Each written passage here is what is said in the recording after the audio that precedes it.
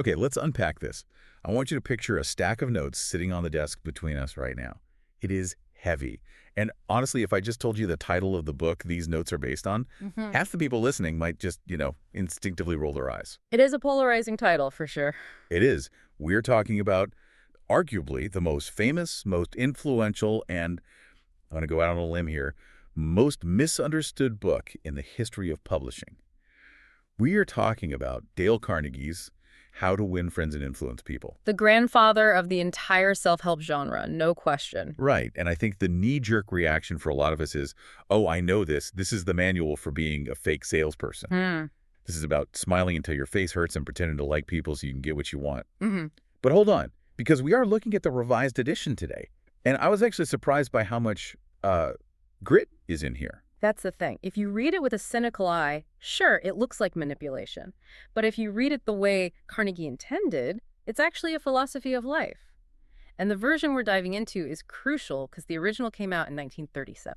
1937. I mean, that is a different world. Completely. And while human nature hasn't changed a bit since then, the way we speak certainly has. So this revised version scrubbed away some of the Victorian phrasing. The these and thous and all that. Exactly. Or, references that wouldn't make sense to a modern ear. But they kept Carnegie's voice intact, that brash, breezy style he was known for. Exactly. And the mission of this deep dive isn't just to recite a list of rules. We aren't going to just say do X, then do Y. We want to figure out why this book is still selling millions of copies nearly a century later. Yeah, what's the secret sauce? We want to distill what Carnegie calls the principles of human relations. And I have to start with this statistic I found in the intro, because it honestly blew my mind. The Carnegie Institute of Technology study. Yes. They ran a study, and this wasn't for salespeople or actors. This was for engineers, technical people. Okay.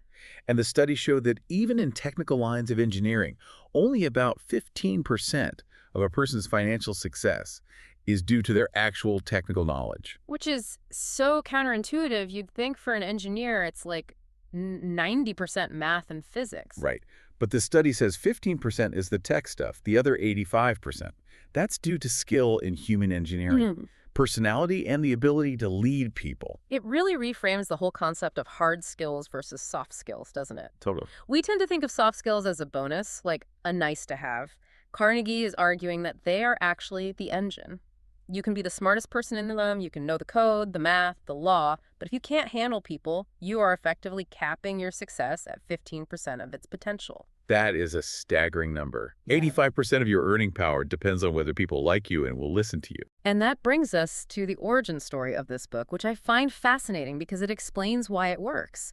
This wasn't written by a professor sitting in an ivory tower theorizing about psychology. No. It wasn't written in the usual sense at all. Carnegie says it grew as a child grows. It came out of a laboratory. A laboratory of human experience. Yeah. You have to picture New York City, 1912. Carnegie starts teaching these courses for adults. These are businessmen, professionals, people trying to get ahead in a rough economy. Right. And for decades, thousands of people passed through these classes. Carnegie was testing these ideas in the real world every single night. So he would give them a rule, they'd go try it at work the next day and come back and report what happened? Exactly. It was an iterative process. He was getting immediate feedback on what worked and what fell flat.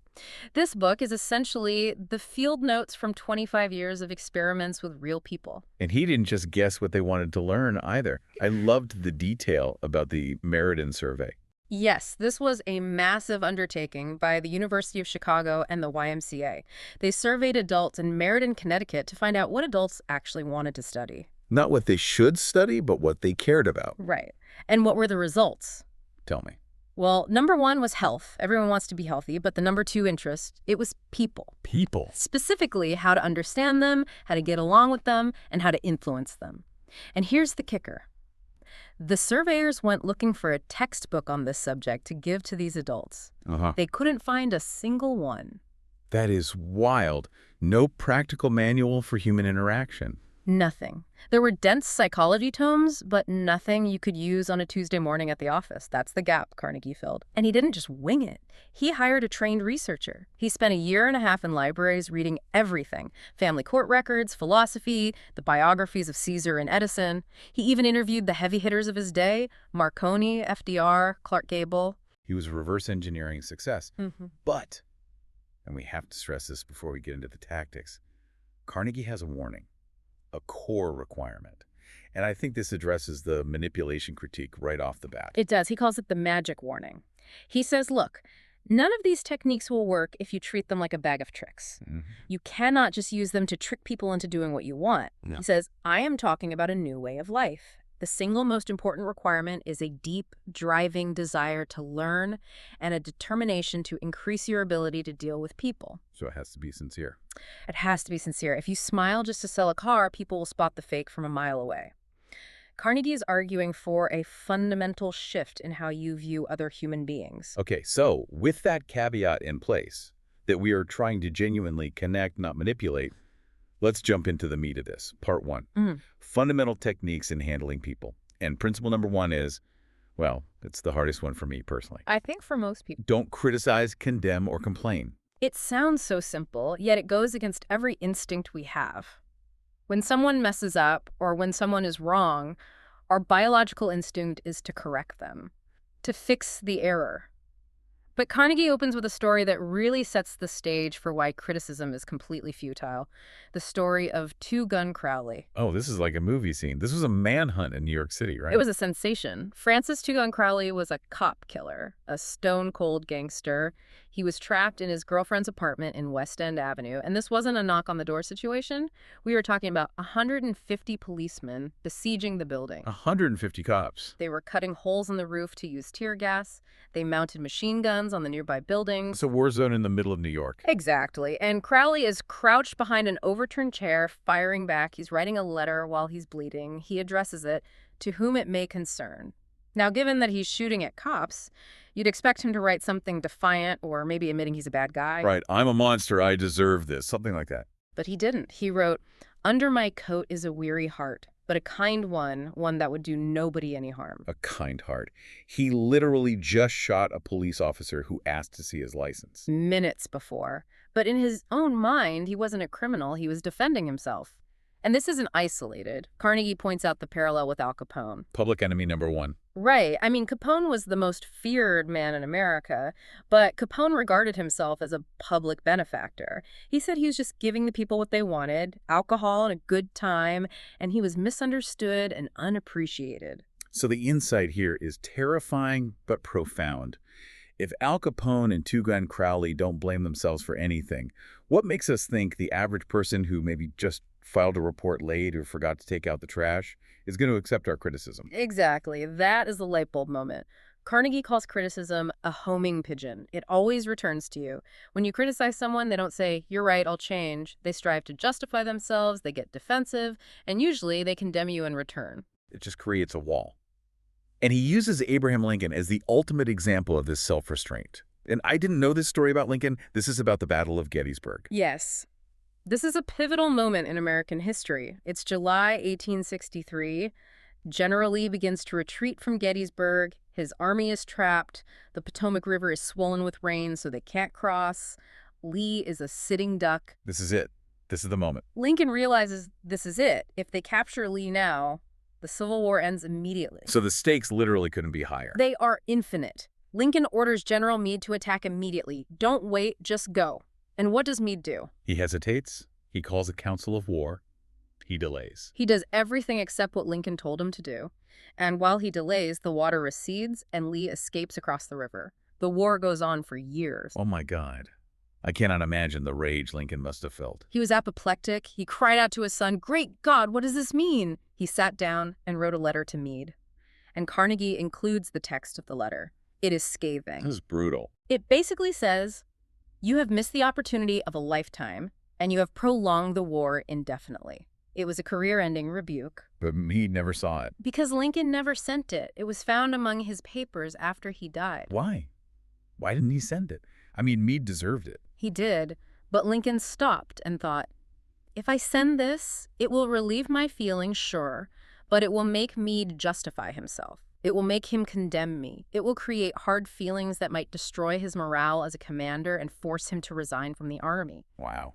Lincoln realized that the criticism, while true, would result in zero positive change. It would only destroy the relationship. That is some serious emotional intelligence. Yeah. To have that fire in your belly and choose to swallow it because you know the result won't be what you want. It's the difference between expression and leadership. There's a more modern example in the book, too, about Bob Hoover, the famous test pilot. This one made my palms sweat. Oh, this is a nightmare scenario. Hoover is flying a propeller plane back from an air show. He's got 2 passengers. Suddenly, at 300 feet in the air, both engines die. Oh, no. Just absolute silence. Terrifying. Hoover is an ace pilot, so he manages to glide the plane down. He lands, but it shears off the landing gear. The plane scrapes to a halt. It's a wreck. Nobody is hurt, miraculously. Thank God. Hoover gets out, smells the fuel, and realizes immediately what happened. The mechanic had put jet fuel in a propeller plane. It destroyed the engines instantly. I mean, that is negligence on a criminal level. That mechanic almost killed 3 people. He could have been arrested. Absolutely. So Hoover walks back to the hangar. He sees the mechanic. The guy is young. He's sick with fear. He's crying. He knows he's ruined the plane, and he could have killed his boss. He expects Hoover to scream, to fire him, to punch him. I think most of us would at least scream. I mean, come on. Instead, Hoover puts his arm around the guy's shoulder, and he says, "To show you I'm sure that you'll never do this again, I want you to service my F-51 tomorrow." Wow, that's superhuman. But when you break it down, if he had screamed, the mechanic would have been defensive or crushed. By forgiving him and giving him a task, he built a loyalty that probably lasted a lifetime. That mechanic probably never made a mistake on a plane ever again. It goes back to the core idea. Criticism creates resentment. Understanding creates change. Okay, so principle 1 is put away the hammer. We stop criticizing. But silence isn't enough. We need to be proactive. That leads to principle 2. Give honest and sincere appreciation. Carnegie calls this the big secret. He says the only way to get anyone to do anything, unless you put a gun to their head, is to make them want to do it. And how do you do that? By satisfying their deepest urge. He quotes John Dewey here, the philosopher. Dewey said the deepest urge in human nature is the desire to be important. And Freud called it the desire to be great. It is a gnawing, unfaltering human hunger. We all have it. It's why people wear the latest fashion. It's why we want titles at work. It's why we post on social media. We want to matter. We want to be recognized. Carnegie makes a really interesting point here. He says this hunger is so strong that some people actually go insane just to find it in a dream world. Or they commit crimes just to get their picture in the paper. Exactly. He mentions the story of Charles Schwab. Now, we have to contextualize this. In the early 20th century, Charles Schwab was paid $1 million a year to run the United States Steel Company. $1 million then. $1 million then. That is astronomical money. And he wasn't even a steel expert. He admitted he knew less about the manufacture of steel than a lot of the people working for him. Yeah. So why was Andrew Carnegie paying him that money? Schwab said he was paid for one specific skill, his ability to arouse enthusiasm among his people. And what was his secret? He said, "I'm anxious to praise, but loath to find fault." He believed that nothing kills the ambition of a person like criticism from a superior. He simply refused to criticize. If he liked something, he was hearty in his approbation and lavish in his praise. But wait, here is where I have to play the skeptic. Because I hear lavish praise, and I think brown noser. I think flattery. And the book makes a very sharp distinction here. What is the difference between appreciation and flattery? It's the difference between a diamond and glass. Flattery is counterfeit money. It is cheap. It is insincere. It comes from the teeth out. You are saying it just to get something. Appreciation comes from the heart out. It is unselfish. It is looking at the other person and finding something genuinely admirable and telling them. So flattery is about you needing something. Appreciation is about them needing something. Precisely.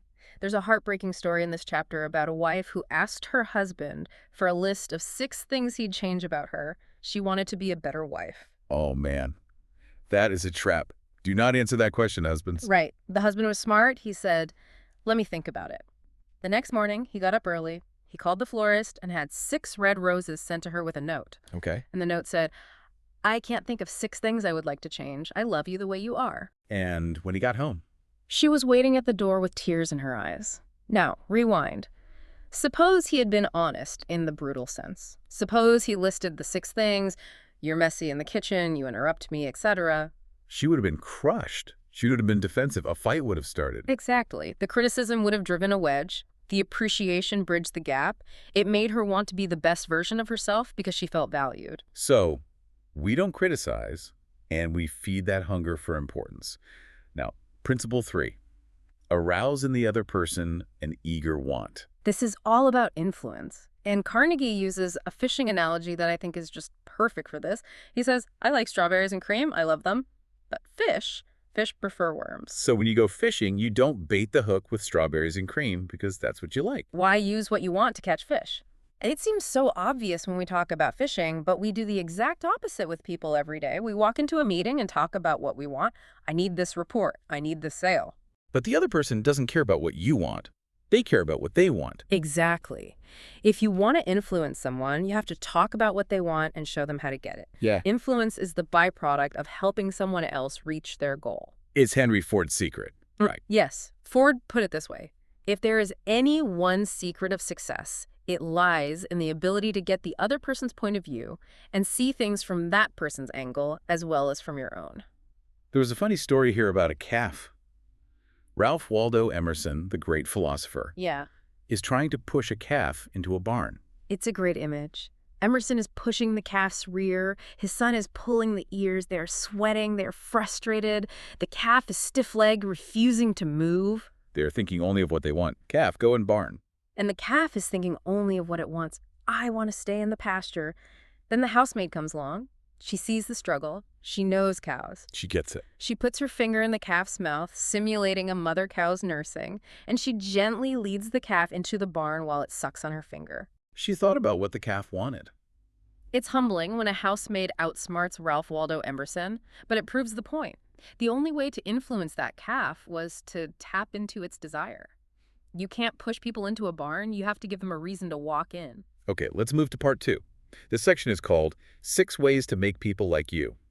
And honestly, Principle 1 feels a bit like a duh moment, but we forget it constantly.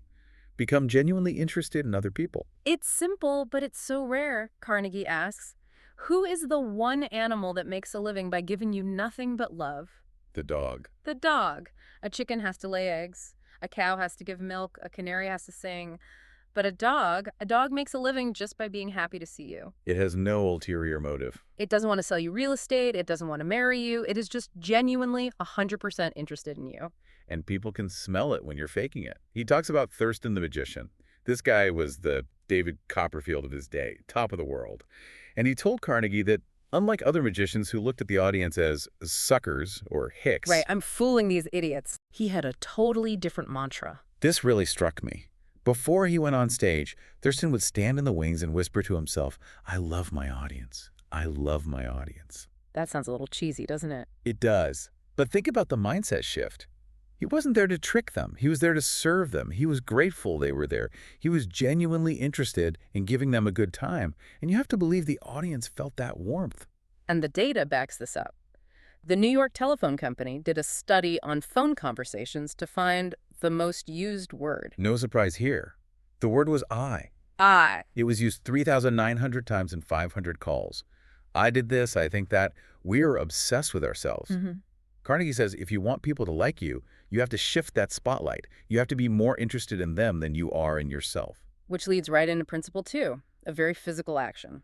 Smile. But not a mechanical smile. Not that plastic grin you see on billboards. A real, heartwarming smile.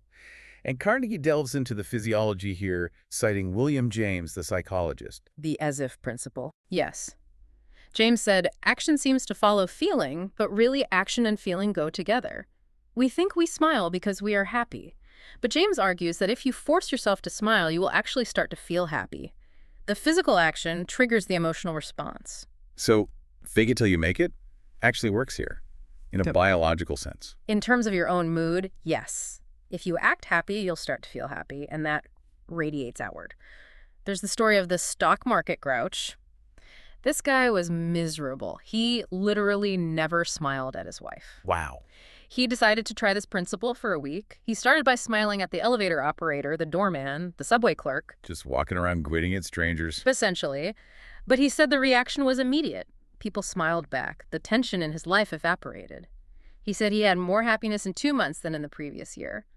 And practically speaking, his business revenue went up because people actually wanted to be in the same room as him. Carnegie even talks about phone power. Smiling when you're on the phone. I do this. If you smile while talking, your voice changes. The tone warms up. The listener can hear the smile. It's a very tactical tip for anyone working in sales or customer service. Principle 3, remember names. Carnegie says a person's name is to that person the sweetest and most important sound in any language. We all know that feeling when someone remembers our name after meeting us once. We feel important, we feel seen. And when they forget it, it's a subtle insult. It says, you didn't matter enough for me to encode this. Jim Farley, who was FDR's campaign manager, built a political empire on this. He could call 50,000 people by their first name. Imagine that power. In politics, that is currency. But Carnegie learned this as a kid with his rabbits. This is a classic Tom Sawyer moment. The rabbit story. I love this one. He was a boy poor living on a farm. He had a mother rabbit who had a bunch of babies. He had nothing to feed them, but he had an idea. He told the neighborhood kids that if they went out and gathered enough clover and dandelions to feed the rabbits, You would name the rabbits after them. the Billy Bunny, the Sarah Bunny. And it worked like magic. The kids worked their tails off just to have a rabbit named after them. Carnegie never forgot that lesson. People want their name on things. It's why donors pay millions to have a hospital wing named after them. But I have to ask, people always say, I'm bad with names. I say it. Oh, sorry, I'm terrible with names. Carnegie doesn't let us off the hook, does he? No. He points to Napoleon III, the Emperor of France. This guy was busy. But if he didn't hear a name clearly, he'd say, so sorry, I didn't get the name.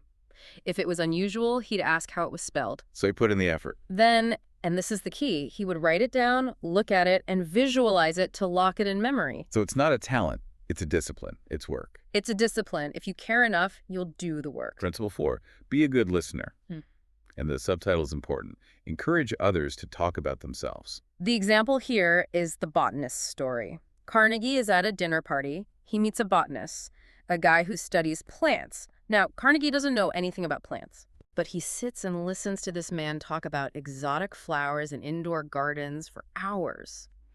Carnegie barely speaks. He just says, tell me more, or, that's fascinating. And at the end of the night, the botanist tells the host that Carnegie was the most interesting conversationalist he'd ever met. And Carnegie hadn't said hardly a word. That's the irony. We think being a good conversationalist means being witty and telling great stories. But really, it means being a great audience. The botanist didn't want a debate. He wanted a listener. He wanted to feel important. There's also the story of the vicious customer, the holy crusader against the phone company. Oh, we've all dealt with this guy. He refused to pay his bill. He filed complaints with the Public Service Commission. He threatened to sue. He was terrorizing the company. Right. They sent a troubleshooter to meet him. And what did the troubleshooter do? Did he argue? Did he show him the contract? No. He listened. For 3 hours, the customer ranted and raved. The troubleshooter just said yes, and I understand, and you have a right to be upset. He went back 4 times, just to listen. What was the result? On the 4th visit, the customer withdrew all his complaints and paid the bill in full. Why? Because the fight wasn't about the money. The fight was about his feeling of importance. He wanted to be the guy who stood up to the big bad corporation. Once the troubleshooter gave him that feeling by listening to him, the crusade was over.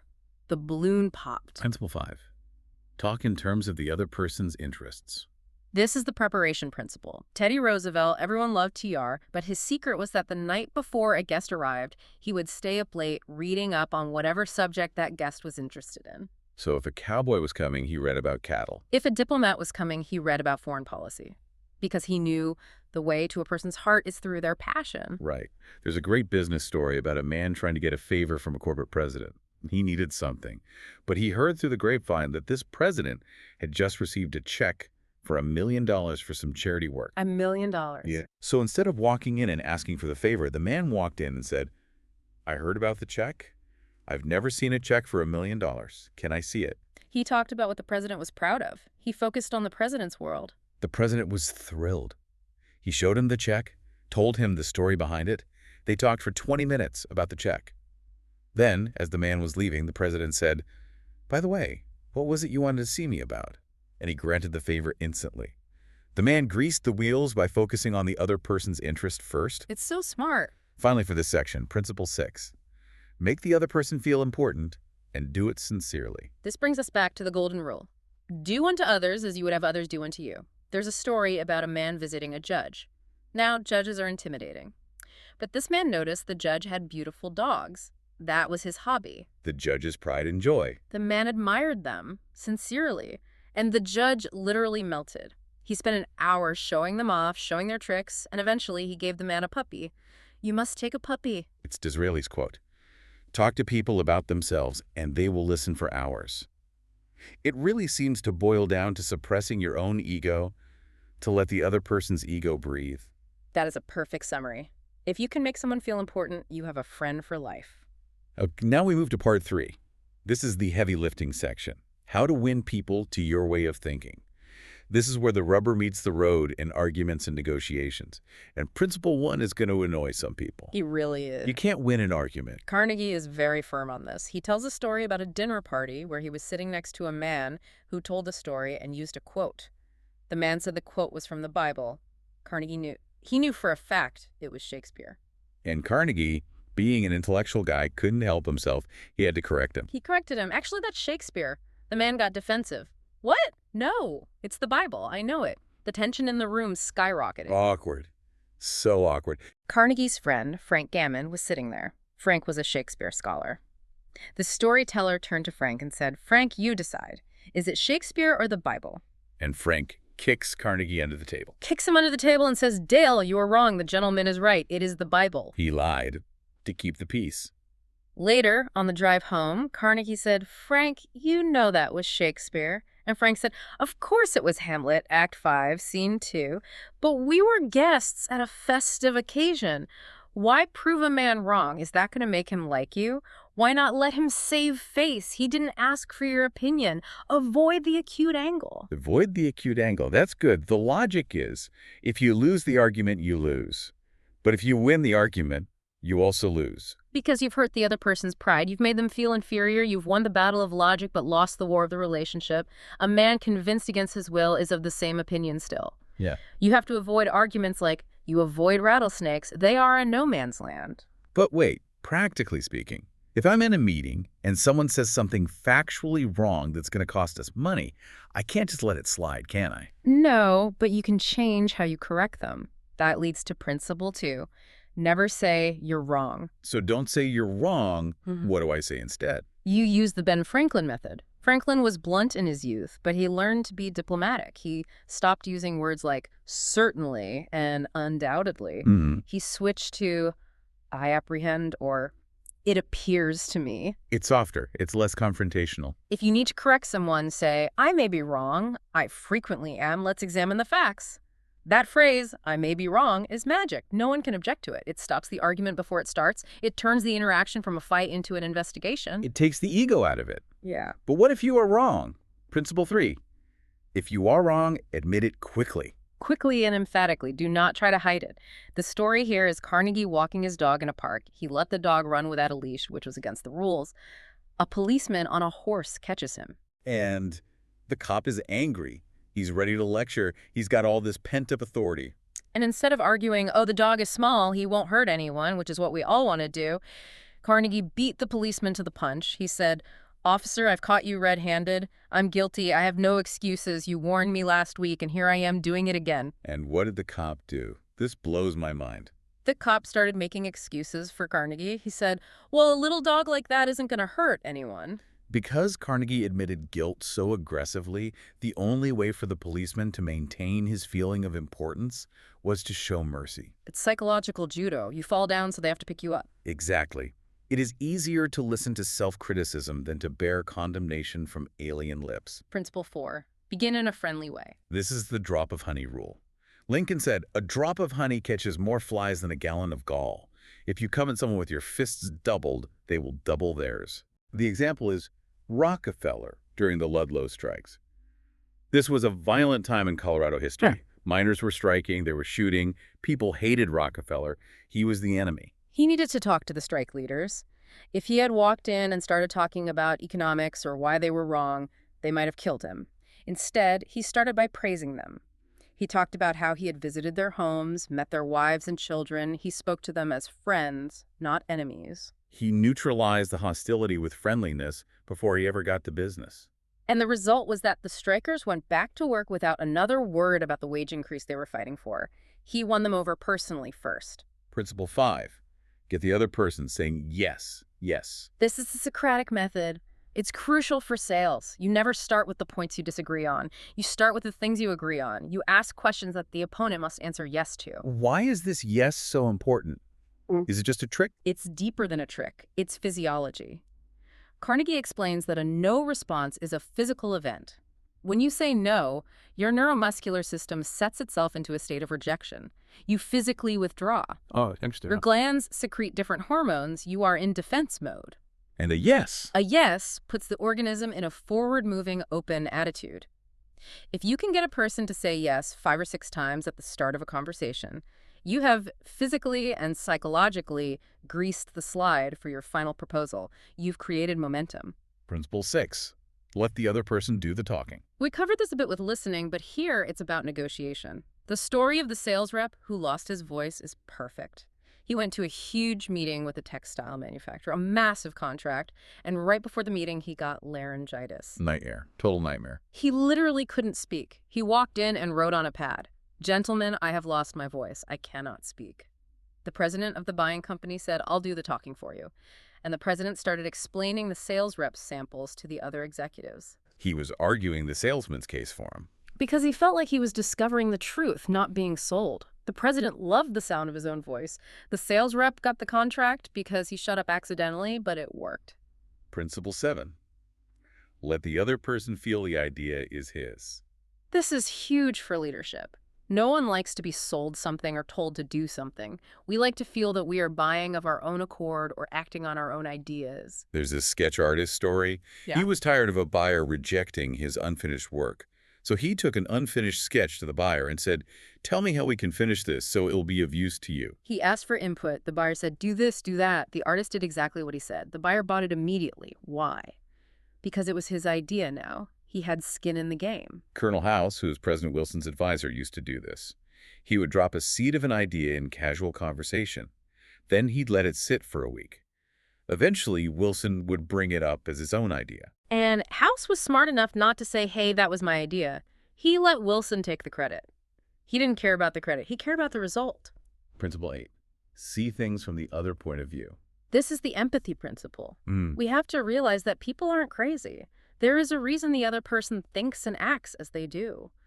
Carnegie says, ferret out that reason, and you have the key to his actions and perhaps to his personality. The mantra he suggests is, I should not have liked this myself if I were in his shoes. It stops judgment in its tracks. If you were born with Al Capone's brain and raised in his environment and had his experiences, you would be Al Capone. Once you accept that, you stop judging and start understanding. Which flows right into Principle 9. Be sympathetic. And he gives us a magic phrase here. He says this phrase will stop arguments, eliminate ill feeling, and create goodwill. What is it? I don't blame you one iota for feeling as you do. If I were you, I would undoubtedly feel just as you do. It validates their emotion without necessarily agreeing with their action. The piano teacher story is a good one here. She had a student, a teenage girl, with incredibly long fingernails. Which is terrible for playing the piano. You can't curve your fingers. But instead of saying, cut those nails, they're ridiculous, which would have made the girl defensive. The teacher sympathized. She said, "You have beautiful hands and beautiful nails." She acknowledged the girl's vanity. Then she said, "But it would be easier to play if you trim them just a little bit." And it worked. Because the teacher sympathized with the girl's desire to look good, the girl was willing to make the sacrifice for the piano. Principle 10. Appeal to the nobler motives. This is based on the J.P. Morgan assumption. Morgan said a person has 2 reasons for doing a thing. The one that sounds good and the real one. The real one might be greed or selfishness. The one that sounds good is for the good of the community or for my family. Carnegie says, appeal to the one that sounds good. Lord Northcliffe didn't want a photo published in the paper. He didn't say, "I think it makes me look fat." That's the real reason. Right. He said, "Please don't publish this. My mother doesn't like it." He appealed to the respect for motherhood. It's hard to say no to that without looking like a jerk. Principle 11. Dramatize your ideas. Showmanship. Merely stating a truth isn't enough. The movies do it, TV does it. The cold cream salesman who dumped 32 jars of competitor's cream on the buyer's desk. Clunk, just right there on the desk. Exactly. That visual drama made the point about competition far better than a verbal report ever could. And finally for this section, Principle 12. Throw down a challenge. This is for when nothing else works. The Charles Schwab story again. His mill wasn't producing his quota. He tried talking. He tried threatening. Nothing worked. So what did he do? He walked into the mill just before the night shift came on. He asked the day shift manager, "How many heats did your shift make today?" The guy said 6. Schwab asked for a piece of chalk. He wrote a big number 6 on the floor and walked away. No explanation, just a 6. The night shift comes in. They see the 6. They ask what it means. The day guys say, "The big boss was here. He asked how many heats we made, and he wrote it on the floor." So the night shift gets competitive. They thought, we're better than the day shift. The next morning, Schwab comes in. The 6 is rubbed out and replaced with a big 7. Oh, it's on now. I love that. The day shift sees the 7. They work their guts out. By the end of the day, they rate a 10. Soon, that mill was the most productive in the company. Schwab said, "A way to get things done is to stimulate competition. I do not mean in a sordid, money-getting way, but in the desire to excel." Successful people love the game. Okay, part 4. We're in the home stretch. Be a leader. Changing people without offense. This is for the managers and parents listening. Principle 1, begin with praise. It's the barber analogy. You lather a man before you shave him. The razor is still sharp, but the lather makes it painless. Or the dentist using Novocaine. President McKinley used this. A speechwriter wrote a campaign speech for him. It was bad. He was completely wrong for the occasion. But McKinley didn't want to hurt the guy's feelings, so he said, "This is a magnificent speech. It is immortal. But for this specific occasion, I wonder if it's the right fit." He praised the quality of the writing before killing the speech. He saved the guy's pride. Principle 2, call attention to mistakes indirectly. This is the but versus and rule. And I catch myself doing this with my kids all the time. You did a great job cleaning your room, but you forgot the socks. That but erases the praise. It makes the praise feel like a setup. Carnegie says, switch it to and. You did a great job cleaning your room, and if you pick up the socks, it will be perfect. He keeps the momentum going forward. Schwab did this with smokers. He was walking through his steel mill. He saw men smoking right under a no smoking sign. Now, he could have pointed at the sign and yelled, "Can't you read?" Which is what 99% of managers would do. But he didn't. He walked over, handed each man a cigar, and said, "Boys, I'd appreciate it if you smoked these outside." He knew they were breaking the rule. He knew they were breaking the rule, but he handled it with such class that they felt important. They probably never smoked under that sign again. Principle 3, talk about your own mistakes first. It's hard to be mad at someone who admits they are flawed. Carnegie talks about criticizing his secretary. He started to get angry, then stopped and said to himself, "Wait, I'm twice her age. I have 10,000 times her business experience. How can I expect her to have my judgment?" So he told her, "You made a mistake, but honestly, it's no worse than many I made at your age. I've done so many stupid things." By lowering himself, he made the critique easier to swallow. Principle 4, ask questions instead of giving orders. Owen D. Young, a major industrialist, never gave a direct order. He wouldn't say, "Do this." He'd say, "What do you think of this?" Or "Do you think that would work?" It invites collaboration. If people help design the solution, they will work 10 times harder to make it succeed because it's their plan. Principle 5, let the other person save face. This is crucial. Steinmetz, the wizard of General Electric. He was a genius, but a terrible department head. GE couldn't fire him. He was too valuable, but they had to move him. So they gave him a new title. Consulting engineer of the General Electric Company. It sounded prestigious. Steinmetz was happy. GE was happy because they got a new department head. They saved his face. The rule is, never criticize or fire someone in front of others. Preserve their dignity at all costs. Principle 6, praise the slightest improvement. Again, the animal training. We give a dog a treat when it sits. We don't wait for it to do a backflip. But with people, we often wait for perfection before we praise. Carnegie says, praise the slight improvement. And be specific. Don't just say, "Good job." Say, "I really liked how you handled that specific phone call." Specific phrase rings true. General praise feels like fluff. Principle 7, give a dog a good name. This means giving them a reputation to live up to. If you have a sloppy mechanic, tell him, "I'm coming to you because you are known for your precision and fine work." He will practically kill himself Uh-huh. trying to prove you right. You are setting a standard for them to rise to. Principle 8, make the fault seem easy to correct. The dance teacher story. One teacher told a guy, "You're all wrong. You have to unlearn everything." He quit. The other told him, you have a natural sense of rhythm, you just need to tweak this one little thing. He kept trying. Confidence is the fuel for improvement. If you tell someone they are hopeless, they will quit. If you tell them they have a flair for it, they will practice until dawn. And finally, principle 9, make the other person happy about doing what you suggest. Napoleon was a master of this. He created the Legion of Honor. He gave out medals, toys, he called them, to his soldiers. He said, men are ruled by toys. He made them feel special for doing what he wanted, which was fighting.